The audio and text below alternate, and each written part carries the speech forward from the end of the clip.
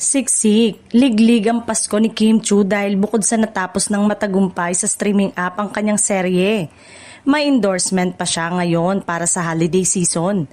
Humabol pa nga si Kim ilang araw bago ang Kapaskuhan dahil tampok siya sa isang remittance company. Nakapost ito mismo sa IG ng nasabing remittance at sa IG mismo ni Kim na nag-iimbita ng mga OFW na nagpadala na sa kanilang mga mahal sa buhay dito sa Pinas at kahit papuntang abroad. Mapapanood si Kim sa isang secondary commercial ad suot ang Santa Claus hat at naka-background ang Christmas tree. Sa una, aakalain mong nag-vlog lang si Kim para pasayahin ang kanyang mga fans sa ibang bansa. Pero hinihikayat niya ang mga itong subukan ng remittance na iniendorso niya.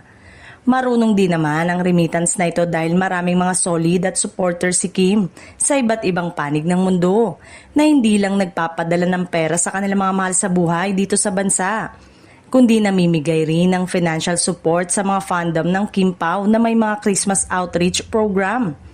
Kaya naman, malaking pera na naman ang pumasok sa kaba ni Kim ngayong Pasko na itinuturing ng mga Kim Paulandia na blessing para sa kanilang idolo. Dagdag pa rito, kapansin-pansin sa nasabing commercial ang pagiging natural at approachable ni Kim, bagay na matagal nang minahal ng kanyang mga taga-suporta. Hindi ito yung typical na scripted na endorsement, kundi parang personal na mensahe niya sa mga kababayan nating nasa ibang bansa, lalo na sa mga OFW na laging nagsisikap para sa kanilang pamilya.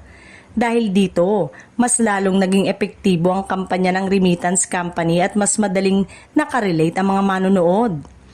Para sa mga Kim Paulandia, hindi lang ito simpleng endorsement kundi patunay na tuloy-tuloy ang biyayang dumarating kay Kim sa kabila ng pagiging busy niya sa mga proyekto. Marami rin ang nagsasabing deserve ng aktres ang sunod-sunod na blessing dahil sa kanyang sipag, pagiging professional at pananatiling humble sa kabila ng tagumpay.